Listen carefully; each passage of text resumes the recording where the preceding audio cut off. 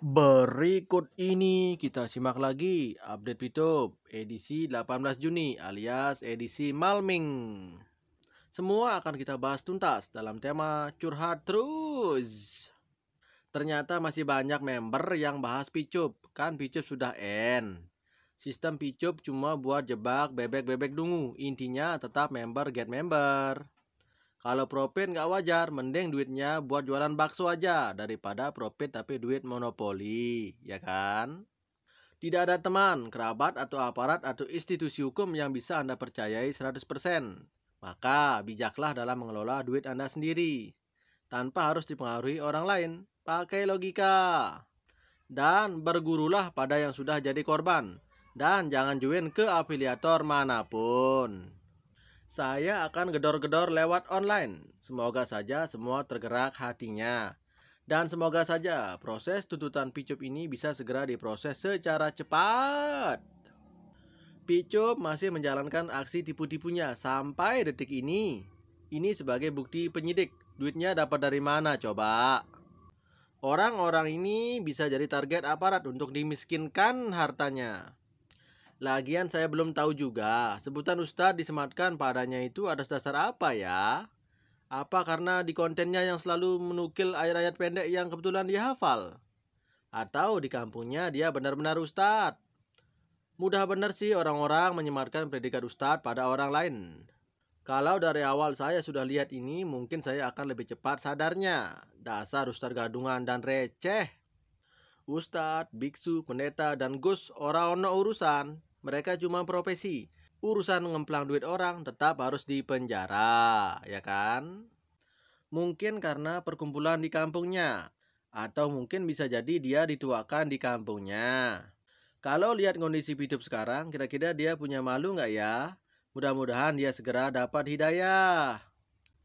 Ntar dulu. Ini yang dibahas siapa sih? Bukannya Ustadz Midan Anis ya?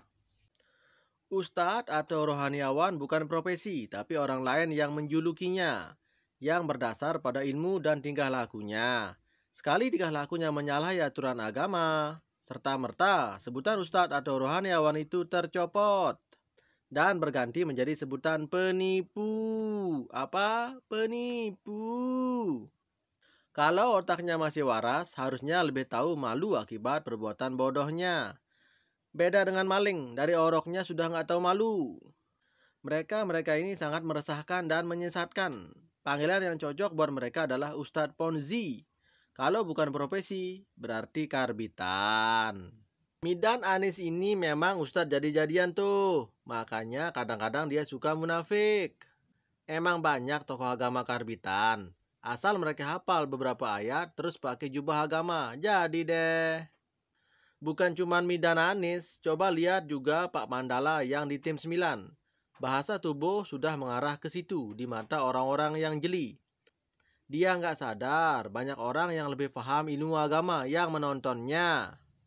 Di mata orang-orang arif, dia seperti wanita tua keriput yang bersolek, pakai gincu dan rok mini. Agar terlihat mempesona, tapi justru orang arif mengelus dada melihatnya. Weleh, weleh, weleh. Bukan itu saja, khotbahnya pasti berujung penipuan massal kayak Picup.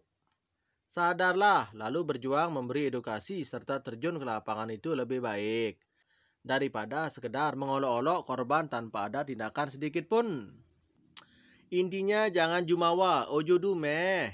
Masing-masing manusia itu punya kelebihan dan kekurangannya masing-masing. Masa iya sih aku harus bilang kalau aku nampung korban Picup buat kasih pelatihan dan kasih mereka fasilitas kerja secara gratis? Modal dari mana? Kalau Elon Musk bisa jadi. Itu terlalu muluk bagimu, tapi tidak bagi kami. Kamu tidak mengolok-olok orang lain saja sudah sangat bagus. Biarin aja, kami masih memaklumi. Di sisi lain ada kewajiban menghormati tamu. Selama masih bisa diajak diskusi sehat, tetap saya persilahkan dan hargai. Karena itu adalah perintah agama, maka saya atau kami wajib mempraktekannya. Walaupun nih ya, sebagian orang alergi ketika menyangkut pautkan dengan agama. Mungkin pendidikan lawan bicara kita itu lebih ke geografi, biologi, IPA, dan lain-lain. Masing-masing orang menurut apa-apa yang dia ketahui dan disenanginya.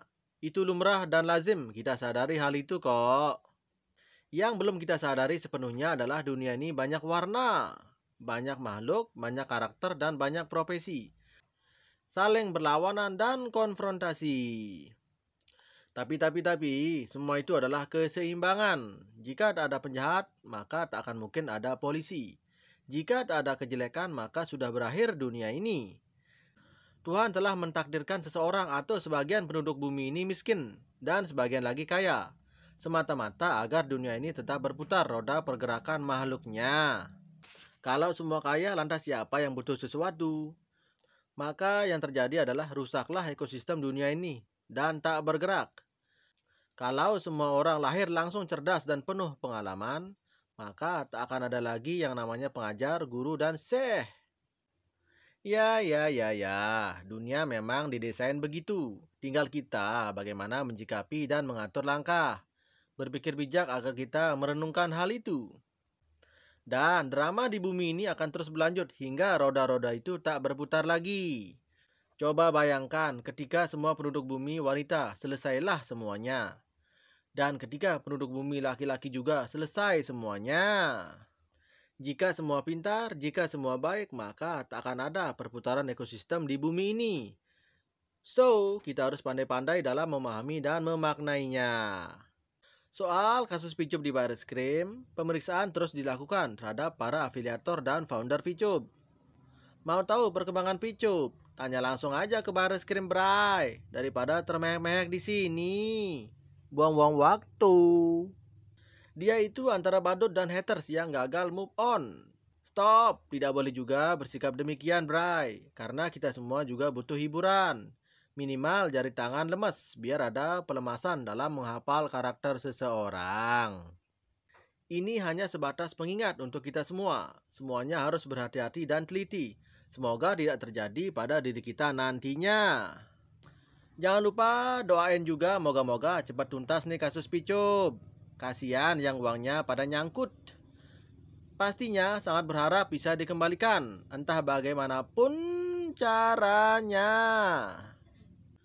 Yuk mari kita dukung terus perjuangan teman-teman yang lagi nuntut haknya melalui Bareskrim.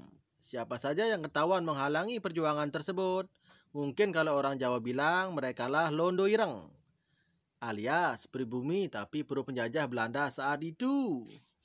Asetnya Picup ditonton di grafik. Kalau naik ketawa, kalau turun ketiwi. Kayak nonton sinetron naik.